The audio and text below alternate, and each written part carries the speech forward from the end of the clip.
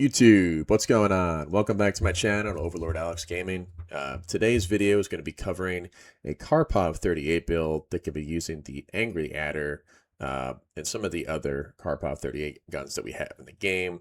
I'm going to be extensively covering the build, showing a little bit of gameplay footage, and going over the pros and cons of using a Karpov-38 model gun in Dune right now in the current patch.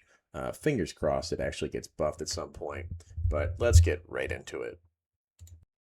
All right, so let's first go over the Angry Adder. This is the gun I'm going to be showcasing today. Now, we have a couple other options as far as the Karpov 38s. There's two other ones that are in the game, and they actually operate a little bit differently. Adara's Lullaby, this is basically your 3-round burst, like M16 kind of weapon. It's actually fairly good. I think it does comparable DPS to what we're going to be using today, whereas the Angry Adder is more of a DMR type of gun, where you're going to be moving around, kind of think like M14 if you've played any of the Call of Duty games kind of deal. Solazon's Vengeance, similar in nature. It's basically a heavy DMR kind of rifle. It fires explosive darts. So we're going to be testing the Adder today instead of the Solazon's Vengeance, but it behaves very similar as far as the damage profile and the recoil and everything. But I found that you can land headshots a little more reliably when you're in the air with the Adder versus the Solazon's Vengeance. So that's why we tested the Angry Adder today. But let's take a look at the mods we're actually going to use for this gun. Heavy caliber is going to be your staple for any ranged weapon in the game right now. There's no downsides to it, and it gives you the best damage profile upgrade, especially at grade 5. We've rolled a 62.4, so not bad. We're going to be using the Karpov-38 Heavy Kit. Now, you're using this kit instead of one of the other ones because the other Karpov-38 kit is actually slowing down your fire rate. So it's giving too much of a negative versus the one that we're just losing here, which is just a slight hit to our clip size. But trust me, we're not going to be using the entire clip before we have to move around with this gun. So it's kind of negligible. Lastly, we want the Karpov-38 Precision Kit. Now, there's two choices here. As I mentioned before, there's another damage mod that we can use to up the profile of this gun a little bit higher if we wanted to get a little more damage per shot, but it's going to be a smaller clip. Or we can focus on getting a headshot multiplier a little bit higher. So we did that instead because it also gives us a higher clip size. And since the game kind of like nudges us towards being more of a marksman build when it comes to using these guns with headshots, I try to lean more into that by having this mod equipped to it. So, but you can switch this around, as I mentioned before, of another damage mod if you want to go all in on the damage versus having headshot damage instead if you were to try to make this a body shot build. So, but that's the gun itself. Let's go into the actual skills and everything we're going to be using for this build. All right, so let's take a look at the trooper tree first. Now, there can be some creative liberties as far as how you want to go about this build. Now, if you're trying to go full-on trooper and just ignore everything melee, you can definitely swap in some points away from center of mass and stuff like that, and throw on a Regis Disruptor pistol or a lightning gun to pop shields and then use the Karpov. But if you're trying to go hybrid like I typically do with a longsword or rapier or something like that, then you're going to want to put points into center of mass when we're clearing the ads in a lockout room. But like I said, totally optional if you're trying to do a full-on trooper play style as far as everything you're doing. So, but also another caveat, I want to say that I was doing this build as a solo player. If you do this build with a partner, you can do a lot more as far as damage and also just have more creative liberties as far as your support skills. So like you can pop energy capsule a lot more frequently during boss fights if you don't have aggro the whole time and do more damage. And over here, let's talk about our Death from Above build part, right? So typically, I don't use Death from Above because I'm a controller player, so it's a little bit wonky trying to do two things at once, flying around in the air as well as trying to shoot things, but I gave it a whirl. Playing on an Xbox controller is not exactly the preferred play style when it comes to doing this kind of build, but Death from Above does add 20% extra damage while you're suspended, so in today's video, I'm going to be showing you using a Sentinel belt over here. It's going to be adding more to our damage profile when we're up in the air. This is really good if you're like I said, in a duo, and you could just stay in the air the whole time and just shoot the boss in the face the whole time. It works great. And having that dispenser efficiency is going to make that even easier to do. Um, as far as specialization goes, I have maxed out exploration. That's also going to give me less dispenser power drain, especially if you look at the whole tree. We're getting a total of 30% power drain, so we can stay up in the air for quite a while with that. You can add to that by having on circuit gauntlets as well and power harness, but in today's video I'm going to be doing a run with a full set of forge because we're going to be doing the fire lab and we want to survive the hits if we do get hit, and trust me, I will in this video just to demonstrate that this fire resistance armor actually does work pretty well. But moving on to the other trees, we can talk more about the Mentat tree. This is where we're going to get a majority of our damage as far as techniques go. We're going to be getting Marksman over here, slapping that on. This is, as far as the boss setup goes, this is what we're going to be using. So we have Marksman, we have Death from Above. That's 40% total we're getting just from being in the air and doing headshots. So it starts to add up. We have maxed out headshot damage over here. We can put points into this range damage. I actually need to slap that on there right now. But we can add on as many passes as we can as far as our range damage, to make this thing hit harder. And we also want to put on conservation of energy. This is going to lower our cost of suspending ourselves. So, I mean, you don't need to do this one if you feel like you're not going to be in the air the whole time. It's helpful.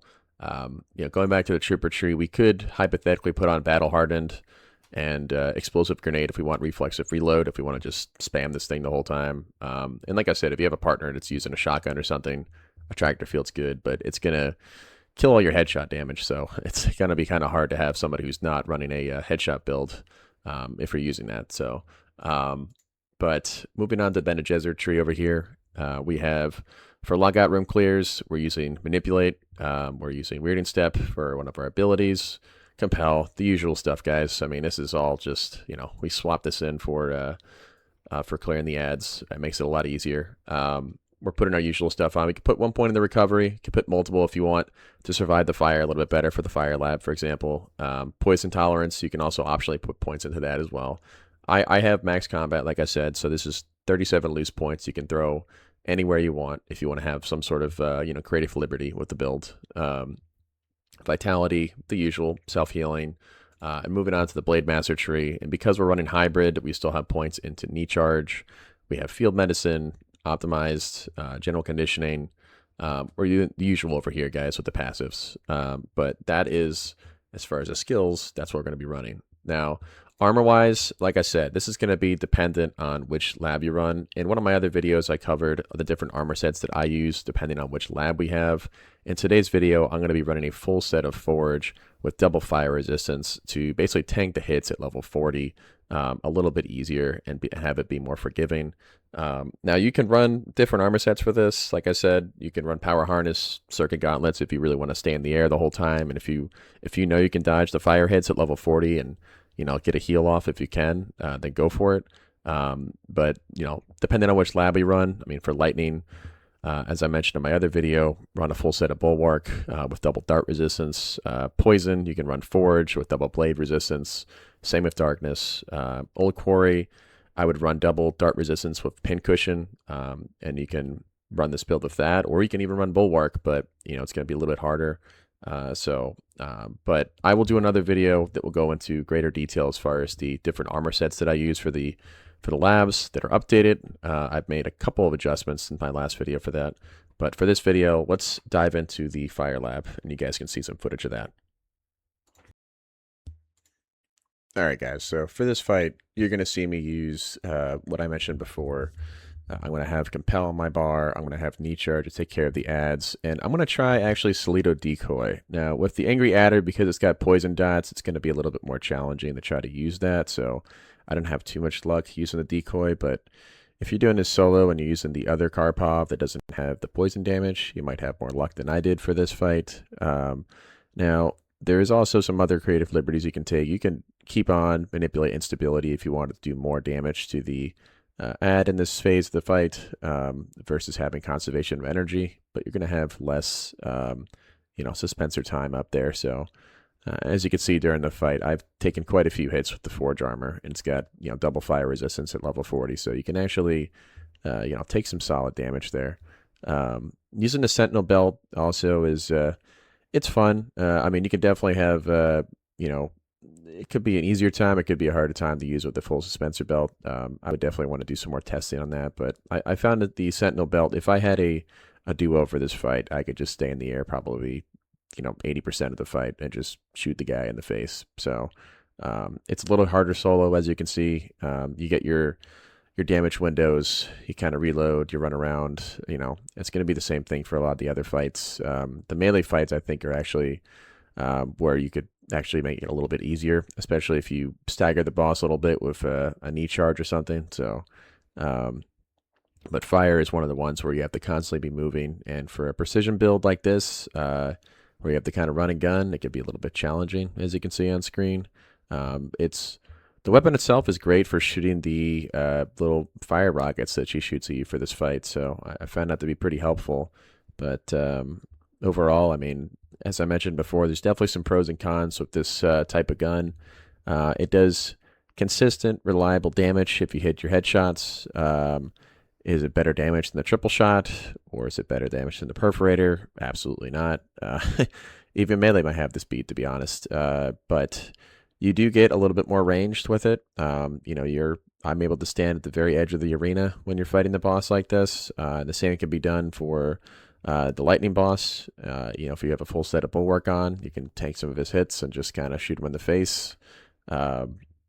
For the darkness and poison, it's going to be a little bit harder because you have to kite the boss, but you can still probably land your headshots. They have a pretty big hitbox, so but as you can see, it takes a long while. And I mean, I have max sabotage, max combat, all the damage stats on here, and even with all of that, she takes a long while to take down on level 40 with this gun. Is it actually viable for 19s to speed clear it a little bit faster? I think so, because I mean the damage windows are going to be the same, but you're going to be able to get a lot more output. So, but yeah, this is the fight so far, as you can see.